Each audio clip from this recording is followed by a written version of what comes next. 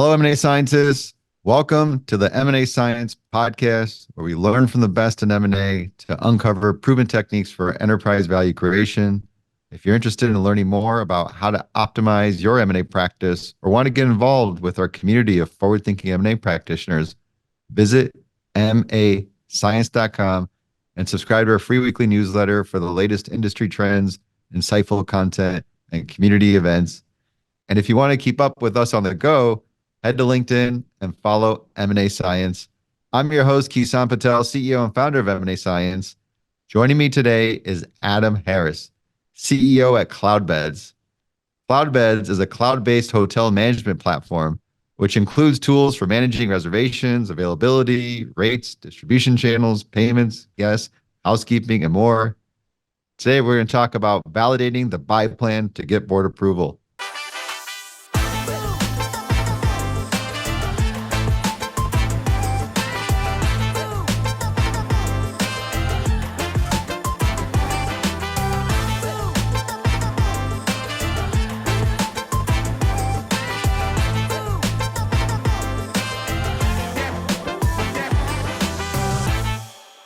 Adam, how you doing?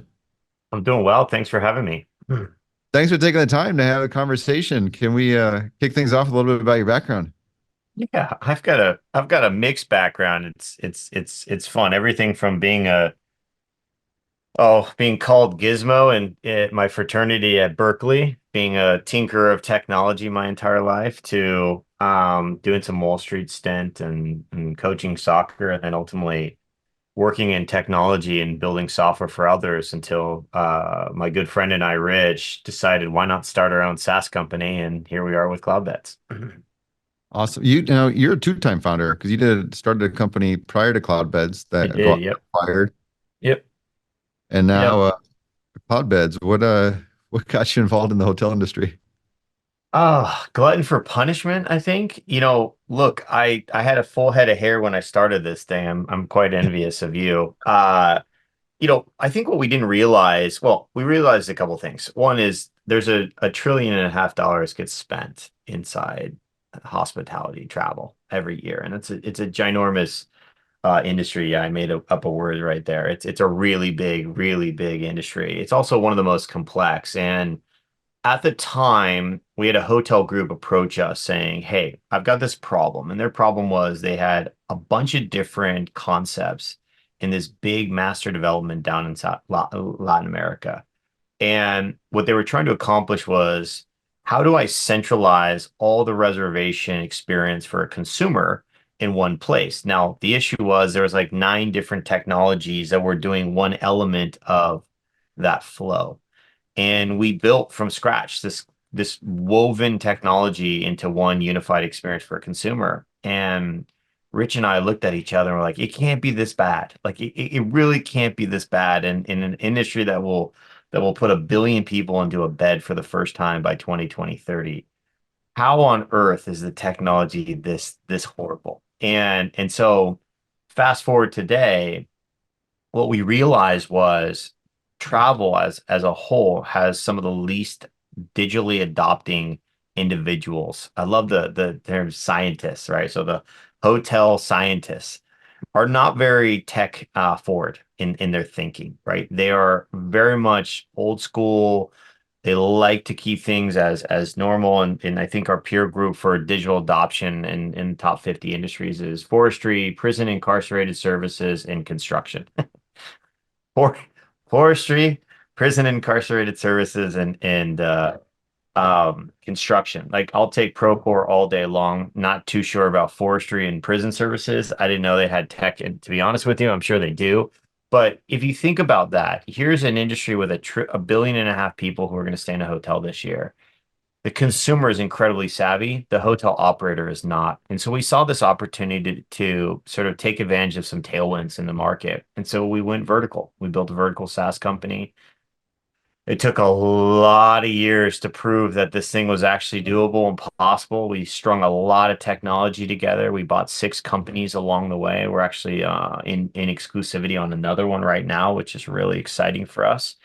And part of that M&A practice was accelerating our capability from a product perspective.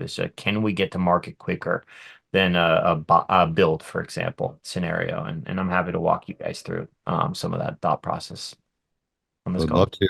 I think what catches my attention right away is the tech company. I run a tech company now.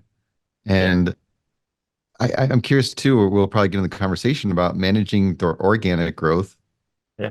with these inorganic activities, especially you're still at the earlier stages and balancing that out where it doesn't become such a major distraction and throw out all the organic efforts. Um, So yeah, so we tend to be a platform kill M&A approach, meaning when we buy platforms, we tend to roll off all of the customers onto into our ecosystem, even if that means deteriorating revenue. That's not in all cases, but in most cases, we also like to find earlier stage MVP. That earlier stage MVP needs to be proven, needs to be completely reliable and scalable from a tech architecture perspective, but I don't need the big go-to-market engine. I have that. I have the logos of customers already in our ecosystem, being one of the largest in the world. And we can also take advantage of the fact that our ecosystem is used by so many different types of properties. I don't need another interface. So the interface basically becomes one inside our core user experience. And so really what we're looking for is technologists who have mastered the practice of whatever they solve for. So for example, our first M&A deal was My Allocator. We were we had just raised our first $2 million. $2 million. Okay. And we stumbled upon this technology that allowed hotels to take inventory, so rooms and availability, and then prices and send it out to the major OTAs. That's Booking.com, Expedia, and others. They were doing maybe $400,000 in revenue, recurring, something like that. And we bought it for $1 million. Now, great multiple if you wanted to sort of accelerate to today in the way we think about things. But at the time, it was half our cash. We basically just raised money and took half our cash on a bet. Now, it was one of the best things we've ever done in this company history. It was one of the smartest things. And so that just became a service. So that technology became a service to Cloudbeds, which meant there was no interface long term. It was just the connectivity that enabled the rest of the mothership, meaning Cloudbeds core, to do everything else and connect to that ecosystem. And so Whistle, which is our one of our latest acquisitions, which is a guest communication platform, that user experience has now been interfaced into Cloudbeds. And so that interface of old will slowly, be sunsetted into the fields. But from the perspective of what we're looking for is we're looking for great practitioners of technology who understand the needs of the consumer, but have built it in a way that we're able to flexibly take that and integrate that in many different ways. And so that's just been one of our approaches. Not every situation is the same. We've definitely bought tech that we've completely rewritten. But for the most part, that's kind of what we're looking for. so you have this vision as a vertical SaaS serving hospitality, but a real platform model that you're 100%. doing acquisitions and their different expertise of capability that they've matured to. And when you acquire them, you're adding that capability to this core platform Yep. that is all driving or your sort of core organic growth through, just your current go-to-market, basically. Yeah, so I think a really good analogy would be Salesforce. However, Salesforce keeps all those interfaces separate, right? So as you look at their laundry list of acquisitions they've done in the last decade, Slack is still sold as a third party, but Slack has now been deeply integrated into Service Cloud and Sales Cloud and stuff like that. So our approach would be slightly similar. We're looking for things that we can bolt on to the product ecosystem. I just want to get rid of the interfaces long term. How do you approach M&A? Oh man, so we are religious about our M&A practice. It's something that we've sort of perfected over time, and it's kind of been fun. We were a little more cavalier early in the days, and now I think we've done enough motion where we sort of have a system. And there's sort of 6 steps that we go to validate. And really along those entire 6 steps, what we're doing is trying to write a thesis. And we're also trying to write that thesis with the other party in mind. So we actually want them to participate in that process. We want them to give us insight to how they see the two businesses working together, what they see as the value add of 1 plus 1 equals hopefully 3 or 4 or 5. And so what we do is simple and probably makes sense. One, we always are surveying our customers. I don't think you can ever survey your customers as a tech company enough. Constantly be asking questions in different ways, in different formats. Sometimes full surveys that are, 5 minutes long, sometimes just one quick question in back and forth interface and interaction. Sometimes we do polls inside webinars. I mean, we are literally trying to collect as much data on our customers as possible. We even bring tablets to big conferences, and we have interns walk the hall asking hoteliers questions around buying trends and things like that. So we're very, very forward thinking around how do we understand what the need analysis is today. So we always start at the need analysis. The second thing is we look at what trends are happening in this big industry, right? This big industry with a bunch of different influences. You've got outside party influence, you've got inside party influence, meaning macro things, micro events. And throughout that entire sort of first 2 steps, we begin to start formulating ideas of, okay, who could the targets be? Or is this something we should build ourselves? And you got to keep in mind, we've already originated themes throughout the M&A practice to this point. So even before we start serving the customer, people might be on this call being like, well, how do you know what to ask? Well, we're asking such a wide array. We're looking for topics like if for example, we were interested in I don't know, car transfer software, right? Someone in our ecosystem, meaning it could have been support teams, are fielding a bunch of inquiries on why doesn't your booking engine enable car transfers? Meaning I can book a hotel. Why can't I also prearrange a car transfer? Yeah.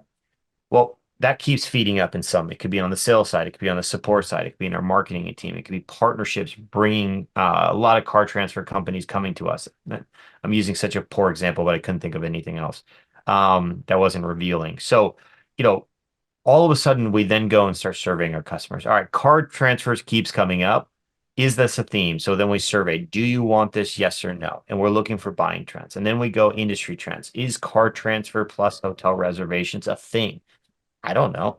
Let's go find out. And so we then start surveying industry people. We'd start looking at what other competitors are doing in this area. We'd even look at what the OTAs are doing. And so we start to formulate a little bit of step one and step two to go, To go yes, back and forth. yeah, this is triangulating into something real. So then we go, cool. All right, this is a build or a buy. And in this scenario, how long would it take us to become experts, like actual experts at building out car transfers? Or is there some startup or some company that has become the expert at car transfers and is already partnering with companies like ours? And can we just go partner with them?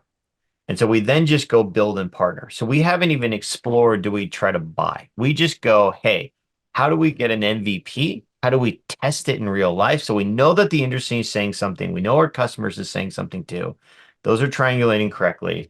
Let's go put it into action. Let's go find 100 point of proof of concept customers. Let's pilot it out. And if we see, and we'll set some, totally subjective number as a target. It could be we need 100 properties and we need 5% of all reservations book a car transfer or 10% or whatever it is. It doesn't matter. And that probably would be fed by our research. And if it hits it, we're like, okay, that's interesting. This is interesting.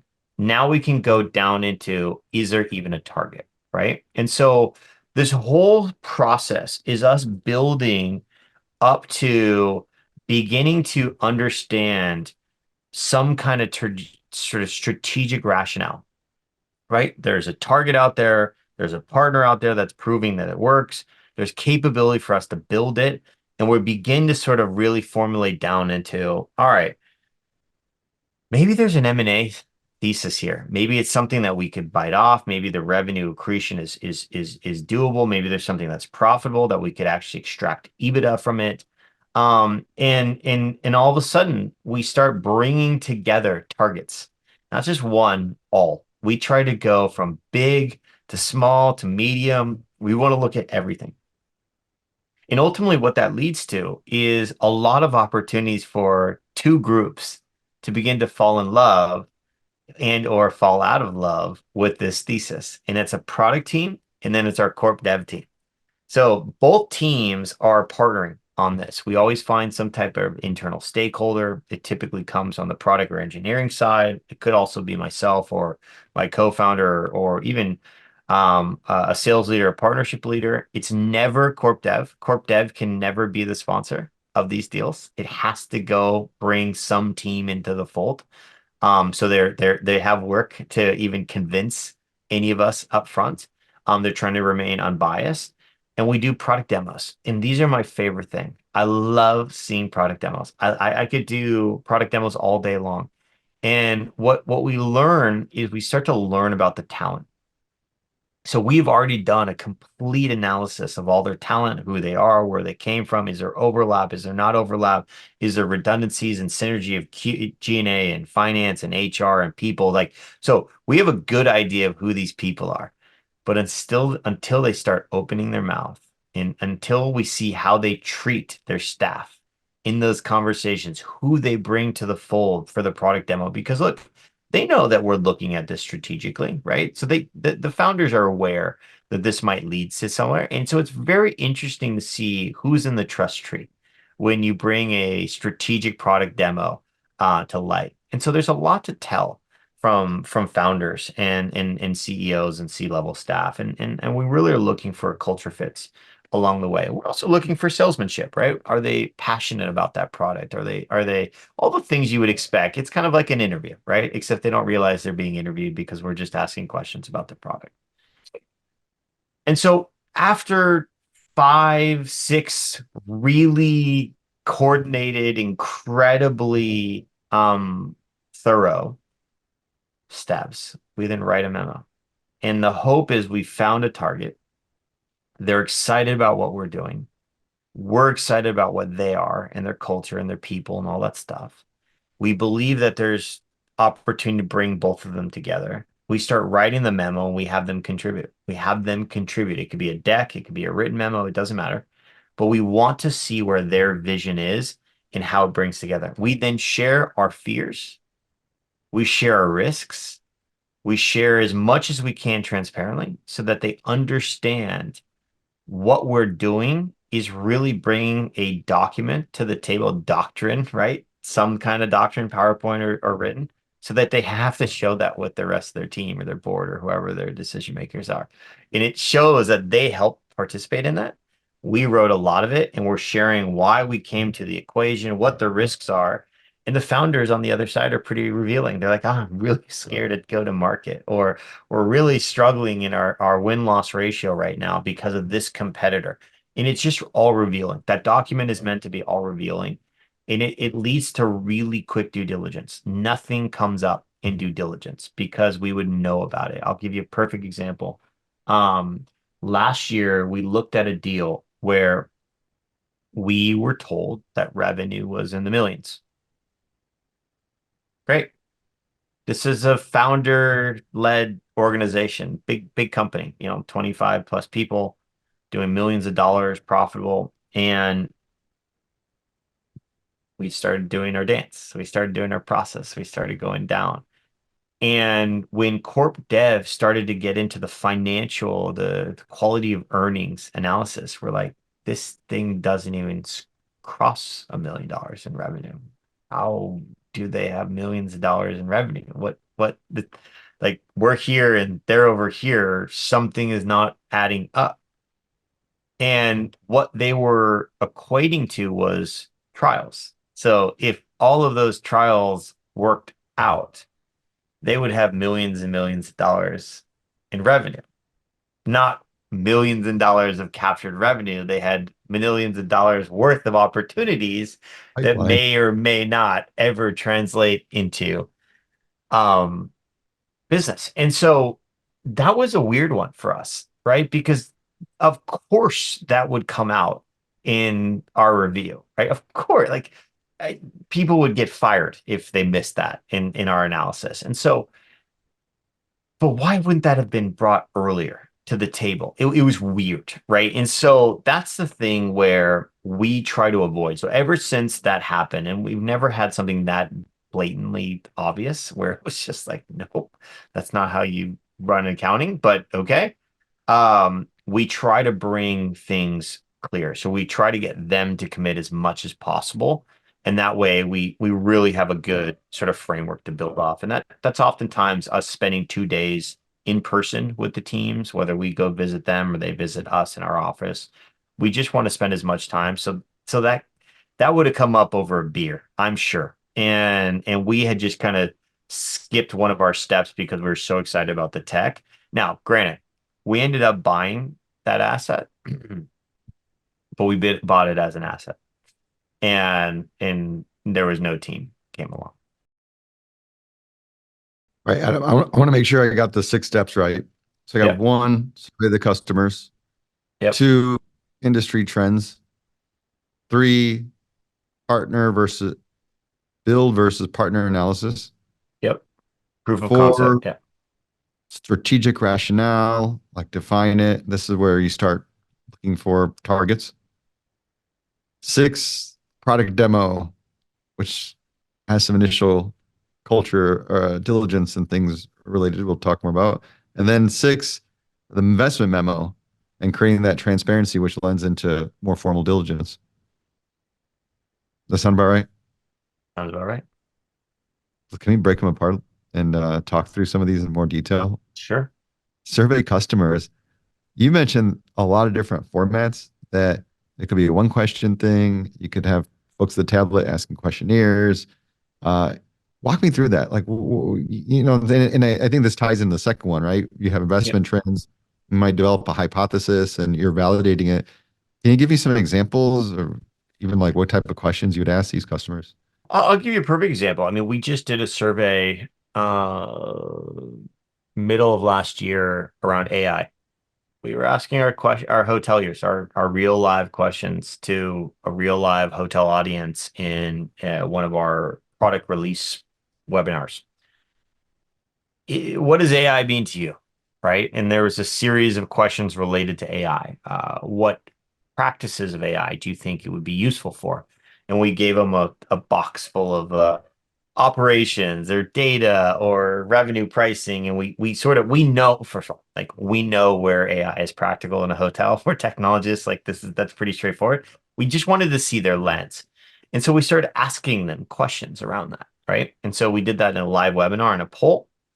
We did that as a follow-up survey. We've done that at trade shows, all around the same theme. And really, what we're trying to understand is how in vogue AI, due to generative AI and open AI and all this sort of talk about it, was translating into an industry that doesn't have a high digital adoption curve, right? Hmm. Like, was it getting through just because the massive amounts of media talk, or was it something that was very early? Okay. Into our correct assumption, it was really early. Now we've done that same survey again. We've done it each quarter since then and in different ways. Again, trying to pull up. Now, every industry trade show I've been to has talked about AI. Like every single one of them. I just went to another one last week. They had a whole panel on AI. Hmm. It's like you can't escape it. So as we've watched our customers go through the same surveying behavior, whether it's a Pendo notice inside our application where a pop-up shows, it's like, hey, take a quick survey. And they go through 5 questions. We are trying to just triangulate on a trend line to see whether or not this is becoming more and more interesting. And we're also looking at that from a perspective of what is our future product lines look like in 2024. So we were really trying to understand what are some of the things we are doing. Do we touch AI? Do we not? Can we wait? Is it a little bit too much snake oil, right? Like, what is the real value here and how much money we have to invest in it, blah, blah, blah. So, look, I mean, this is a recent theme. There's just a recent survey. We think it's interesting because AI is interesting, but like we've been using machine learning for 7 years. Like we have machine learning built into our application. We will always have machine learning. AI has just been glamorized because of the media attention and all the talk about it. But look, so I wanted to hear real time feedback. And so when you have 1,000 hotels on a webinar, you ask them questions. If you don't, you're just losing this amazing opportunity to get some real time information. So we always do two polls. We typically do like one or two small questions in there. And then we also have a team in the live chat asking questions, following up to questions that are being answered, right? Triangulating around those things. So like this is us just having conversations. That's the best way of describing it. Have conversations. Have conversations until you go blue in the face. Because if it's the same thing over and over, you got something. If you're getting a scattered answer list, oh, keep going, go deeper. You're not there yet. You don't have the right answer. Awesome. This is really relevant, by the way, because I'm working on AI for our product and Yeah. having a lot of one-on-one conversations with customers. I haven't really applied surveys because I'm always like to just get in there first and have those conversations and kind of get some insights. But I think you're right because I can see where we can create like a quadrant of use cases and say, all right, let's get some feedback. Like, where Yeah. would you fit in this sort of quadrant here? Keep in So mind, when you do one-on-ones, you can lead the witness. So if you're very good at asking one-on-one questions, you can create unnecessary bias, right? Just by a one-on-one conversation. And so we always do one-on-ones too. And then we do groupthink, and then we just try to get obfuscated. They're just answering questions on the whim, depending on the time of day, things like that. And so it's that whole collection. But I'm listening to you to interview me, and I'm changing my answers on the fly just based on how you're approaching it. So I could tell you have a influence over this conversation alone. So now taking that back of like you got to have a multi-pronged approach. Like let's take the data from different areas, even different formats of surveys, and then start putting it together and see if we can get some visibility and patterns or insights out of it. And then the industry trend, is there at this point, are you creating a market map? That's the most common thing I see, right? You sort of map out the space and you say, okay, here's the different tech companies specializing in these areas of Yep. capability. Is that kind of what you're doing in the industry trends, or is it, there's other elements? Are you looking at some industry So publications, see what the talk of the town is? yeah, look, I mean, it's not so much that. Like our corp dev team is responsible for mapping the industry Okay. biannually. We're already doing that biannually. That is unrelated to a specific deal. We are trying to create the largest database of all of the competitors, all of the peer group, point solutions, things like that. We just want to know where everyone stands. And so twice a year, we'll go back and pull how many employees they have and try to triangulate around revenue scale, and we put that into our CRM. When we go into industry survey, there are maybe a handful of places our customers go for information. Only a handful. Um, those are going to be conferences. Those are going to be some media, specific niche media outlets. There's some sort of reputation or review sites. We have partners that we can go to as well, that we're already working relating or in relationship to. And then lastly, there is just our own reach. So I'm part of a collection of CEOs in our industry that get together. We all chat, we all share information, we try to be transparent. Some of us are competitors, some of us are not.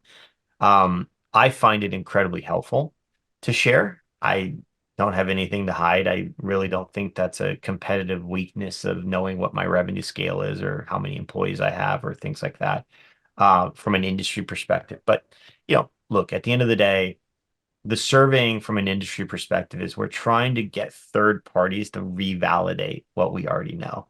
from our customer perspective. We want to make sure that what our customers are saying are not biased by our customer, meaning they're just not a sample of our customers. Now, I have N plus 300, which is what I need for statistical relevance. So if I survey my base and I get over 300 to 400, customers, I've got relevance. It doesn't matter. I don't need to survey anymore because I have so many customers.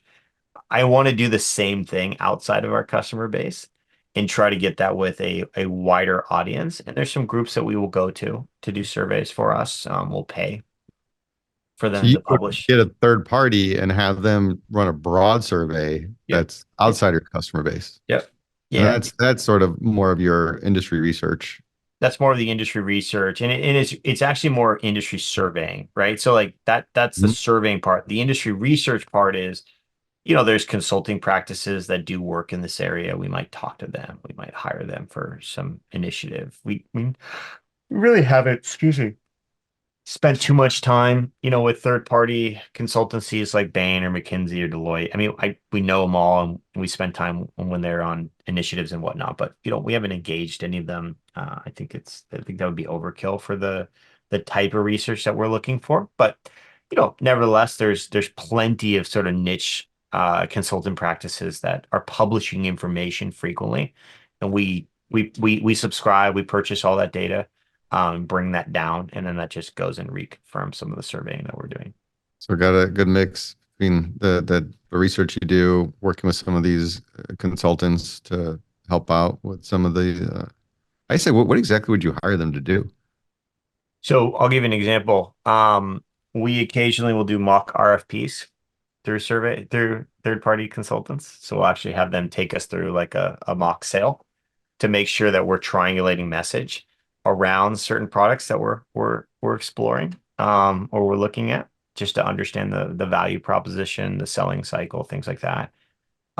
We've hired them to do outside in work so that we are not revealing. So sometimes there's only one or two providers in the space versus like 18 providers. So if we just start knocking on the door, there's enough closeness between those, it begins to signal. And we try to be sort of mindful of our approach. So I would say two things. One is we'll use them for outside in work on a very small niche work where we'll have them do some of the customer surveying, the research and whatnot, so that we don't identify a target that we're looking at. We've only had to do that twice. But for the most part, they're doing things that is busy work that our team doesn't want to do. Fair enough. The buy or the build versus partner analysis. This gets interesting because maybe at this point, I assume you sort of found something. Let's be really hypothetical here. Let's say we just talked to a bunch of property owners and found out that AI to help housekeepers determine which room to clean first is something Yep. that could really optimize and make it much more efficient, so guests aren't waiting 3 p.m. to check in. You're getting that figured out. And then like how do you start thinking through the partner versus build? Okay. So that would be a really interesting one because I think we would be torn on, do we build that or do we partner with that? And here's why. So in our partnership ecosystem, we have housekeeping apps that specialize in housekeeping and maintenance practice. We have our own too. So we have our own that competes with those. We give ours away for free, and those are paid services that we make revenue from as well. Okay. So it's an interesting dilemma, right?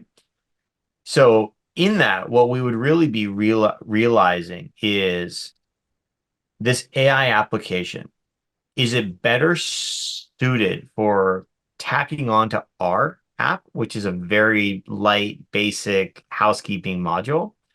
Or is it better to buy one of these guys who's our partners, who's already doing it, and then tacking the AI on to that, right?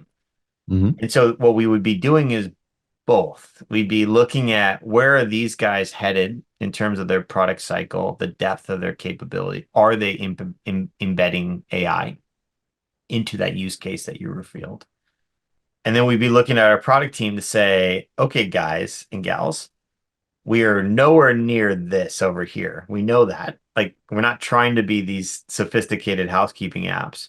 Is this useful and how long would it take? And so we'd be running a dual track analysis, um, knowing what I know about our own ecosystem. So it was really fascinating. I can't believe you picked that one because it's kind of funny, but it's a great dilemma that we would have internally because um, I love AI. I think it's fascinating, but then I also realize how mission critical housekeeping is to some businesses and some it's not.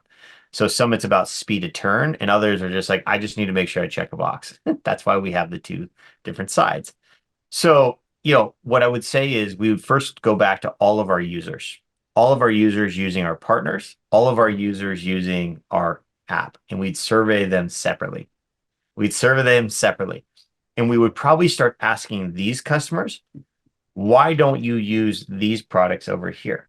Have you looked at these products over here? Seeing whether or not we could push all of our customers off our homegrown system into a paid service in the future.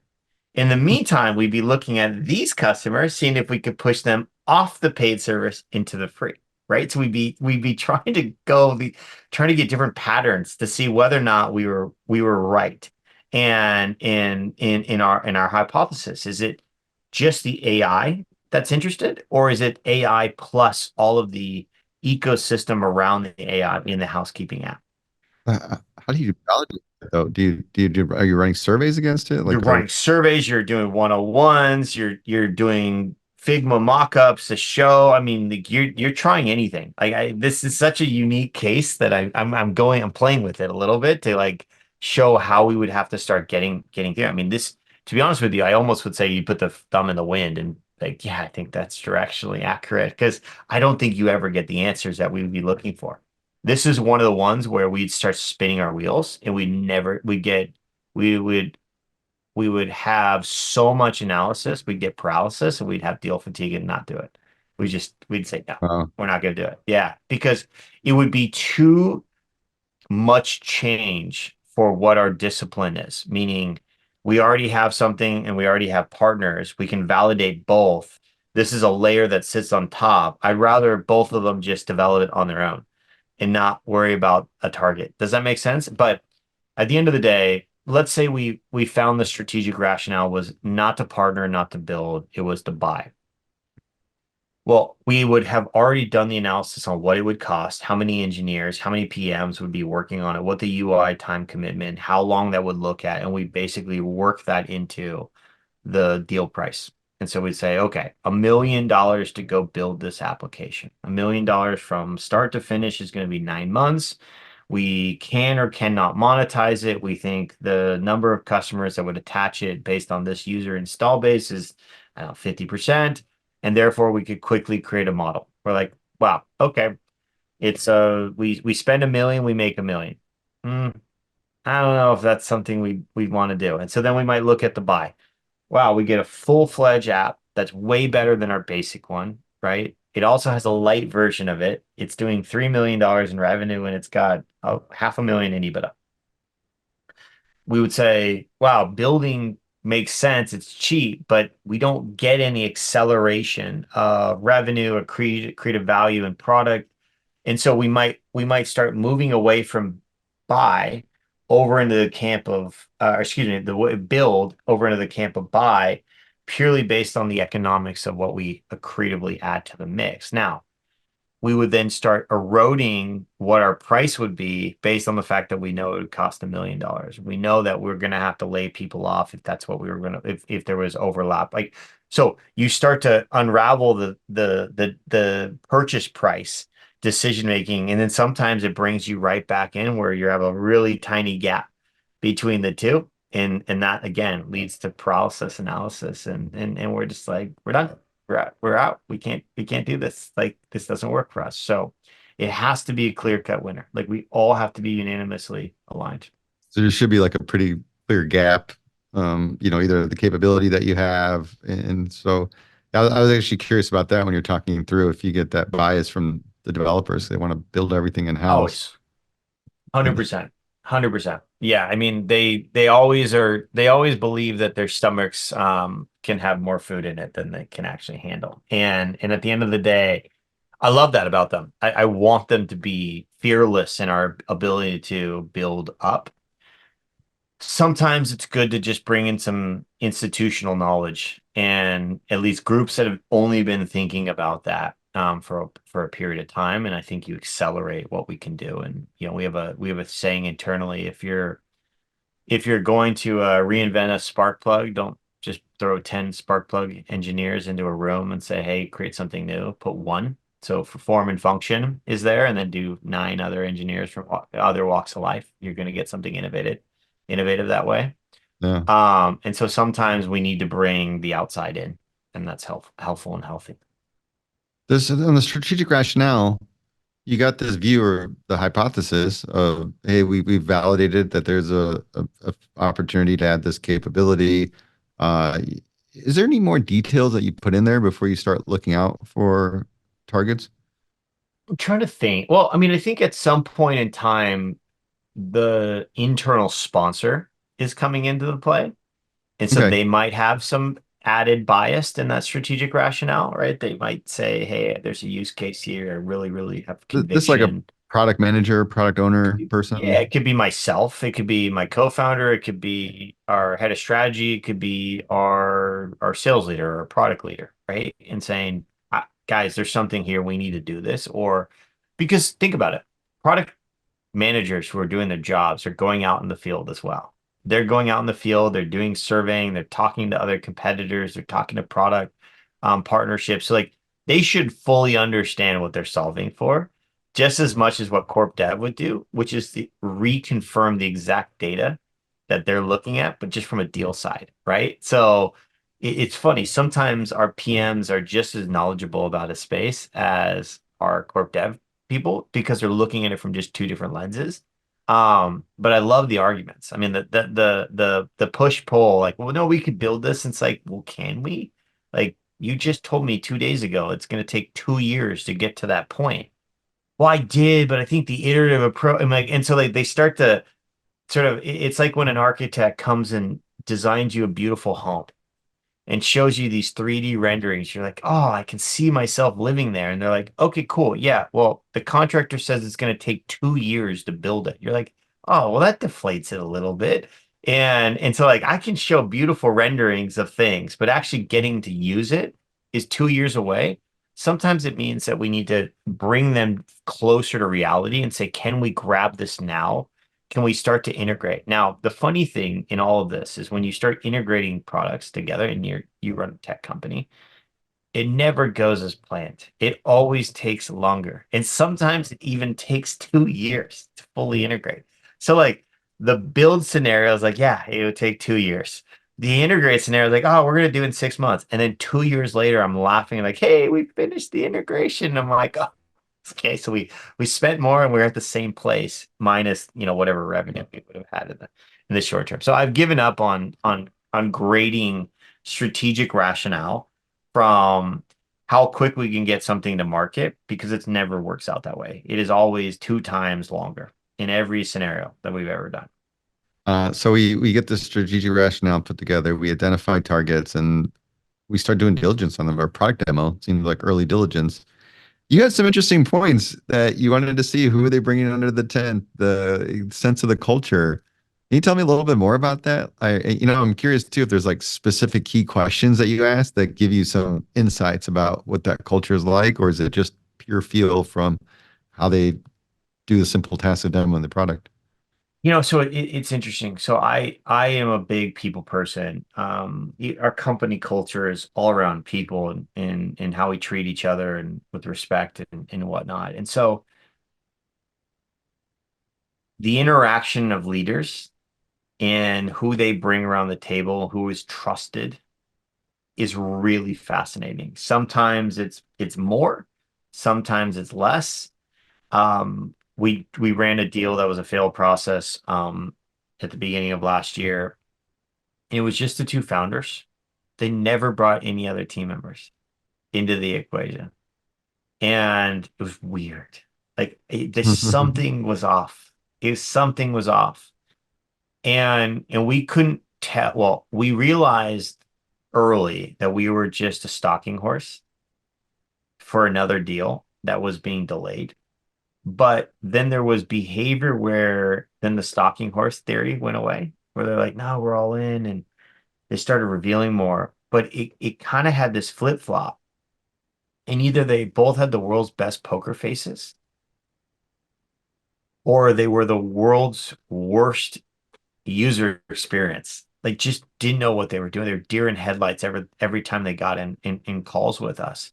They couldn't sell their product. They couldn't convince us the product was real. They couldn't articulate why they weren't selling more. Why, I mean, like it just things that didn't make any sense for us. And and in hindsight, I'm so thankful that deal didn't go through. I'm so thankful. Like there was deal fatigue. There was, back and forth between they had bankers, we didn't. And then we almost brought bankers in because we're sick of their bankers. I mean, like it was a little bit of everywhere. There was a perfect storm of things going wrong. And for us, like one thing goes wrong, we're like, could be just the deal. Two things get wrong, like I don't have any hair on my head, but every hair was sticking up on my head. Three, I was like, we're done. Like, we're done. And so we started actually pushing them away, saying we retraded the deal. We basically were like, and they just kept coming back. And so then we're like, maybe we are just not understanding anything that's going on. And the same thing happened again. So like failed process, 6 months later, pop back up, same initiative, same behavior, kicked them to the curb again. And no, no, no, really. And we're like, we're done. Like TV timeout indefinitely. This Wow. isn't. And so culture was the driver there. We never thought we could work with these people. And you see that coming over many conversations. Like I'll never forget this. And this is I'll try to obfuscate this somehow. I won't say the year, but we were in love with a piece of technology. Like every person in my team unanimously was like, we need that piece of asset. We need it now. We are going to revolutionize what we're going to do. Let's go fly to this part of the world. We're going to go meet with the team. We're going to spend a week there. We're going to write our thesis together. We're going to do our process. So we get maybe day three. So we pass the let's get to know each other, drinking beer, having some good meals, and doing the vision board and the strategic rationale and all the fun stuff. Then we're getting into the deal points and the negotiating and the actual like due diligence. And I shit you not, one founder took me aside and is like, look, if it's a problem, I think we can do this deal without my co-founder and that person. We don't need them. What? Like infighting. Like infighting was revealed. And the same thing happened on the other side. Those two guys were like, look, he doesn't do anything. He's a waste of space, but he owns a lot. We don't want him going forward. You're like, wait, wait, hold the Wow. phone, right? And so, it's almost the beer test. It's almost like you sit next to the person at an airport and like, can you stand them for 6 hours? Like, that's who you want to hire. Yeah, if you had a great conversation for 6 hours, like you could do anything with that person. It was weird, like bizarre. I can't explain it. And so then what we like we like literally like, all right, guys, we're gonna take a break. We're gonna go back and we're gonna collect all this information and we basically told them we're done. Like we're not gonna go forward. And they freaked out. Like, what did we say? And they're like, no, no, no, like which there's a lot of fighting. We're worried about like who does what going forward and we're committed and you know what? That team is still together today. So we didn't do the deal. They're still together today. They're doing fantastic. And so maybe we just got them on a bad day. But lessons in M&A, you never reveal that. Don't reveal the ghosts in the first date, right? That was weird. And we've had plenty of conversations with them prior, but the first in person, like the honeymoon stage. Whew, that was a doozy for sure. The memo. You mentioned you do this jointly. Can you tell me a Yep. little bit about how that approach works? Because I never heard of that, where you actually create this memo and you share it with the target company. Yeah, so the goal there is to just to be all revealing, for them to be all revealing and for us to be all revealing. And in doing so, the I learned this practice from someone who's way smarter than me at M&A. But their argument was if there's a board or there's a venture backer or private equity backer, and you have a founding team that is revealing their fears, their risks, the things that keep them up at night, and that is getting articulated into why the synergy between the two companies makes sense. And we are from our opposing side showing our fears of the deal, I think the threats of the deal, and why we're very nervous about things like this that have now been revealed to us. It allows us to re-architect the value creation and what we're going to pay for the deal. And if they're a board, if they are venture backed or have a board, they have to reveal that document. It's a formal offer. It's like our bind, it's like our NBIO. And so you then have a boardroom on the other side saying, "Oh, I didn't know you're so afraid of these things, right?" That's revealing to me. So it's our way of like bringing to the table an honest conversation. It's not about trapping anyone. It's about an honest conversation because VCs or private equity firms always tell their founders, "Well, I want a 5x MOIC." Okay, guys, you'll take a 2x MOIC every single day of the week. We all know that. Stop telling people you want a 5 when I know you'll take a 2. And at the end of the day, a cap table is not what you necessarily have to write a deal around. That is just a legal document among parties. But what I am buying and how I'm selling and how I'm convincing the seller of what value is from my lens, I can write whatever deal parameters I want. If I want to shift all the value to the team going forward and pay less for the asset or whatever the deal conference, I can do that. They don't have to accept it, but I can do that. I'm in my legal right. And so all we're trying to do with the memo is bring two aligned parties together. And that's the go forward teams. Those are the people I care about. Now, if I'm letting shareholders roll, I want them to feel comfortable about what we're doing too.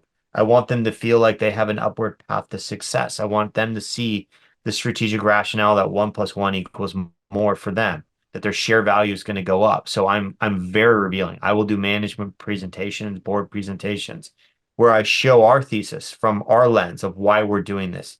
And then I'll even go backwards to show our performance. Here's how we create MOICs for our shareholders. Here's how we've done it historically in the past. This is what our milestones. This is why what stock price you're getting from me.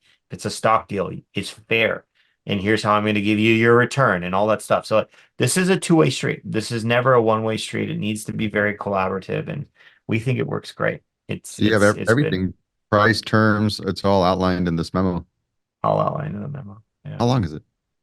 5, 6 pages or longer? Yeah, so we restricted to 10 pages, and that's going to include some financial analysis on there, but we try to do it in 2 pages. It never can be done in 2 pages. We try to do it in 2 pages, but it always becomes like 6 to 10. You got any tips for pitching this to the board to get them to say yes? Oh man, I mean, those memos that we write, if you don't believe the deal, at the end of that memo, you don't know how to read, to be honest with you. I mean, it is full conviction. Like there is everything from our return on invested capital, what are the attachment rates of why we're doing it, how we're cutting the stock. I mean, like we have such a thorough analysis on our end. It's pretty straightforward. Like we've never had a memo get rejected in our company history from our Well, board. I know we're hitting close to time. I've gotten written down so many different topics that we can cover, from breaking down the memo and then also some of the negotiations that happen with these transactions. Hopefully I can catch you later this year, Adam, so we can continue this conversation. But before I wrap things up, I gotta ask you, what's the craziest thing you've seen in M&A? So we're probably out of it, but when I was a young associate at a bank, we pitched Facebook to get acquired by eHarmony. And at the time, Facebook, this was early 2000s. So think about what Facebook was like. You were single or you were married, you had that little indicator, but we Yeah. had seen that there were so many patterns of bringing people together, and eHarmony had so many identifiers of what were matches. We thought the two companies were a match made in heaven, and at the time, Facebook was only worth a couple $100 million, and eHarmony was worth a billion. Obviously Zuck said no, which makes perfect sense considering what he created, but it was the craziest pitch deck that I've ever been part of. That's what, yeah, I never heard of Outside, that one. yeah, totally outside of the box. Dead on arrival very quickly. Awesome. I love it. Adam, thanks so much for taking the time. You've helped me become a better M&A scientist. Thanks. A lot of fun. Those of you still with us, thanks for sticking through. Till next time, here's to the deal.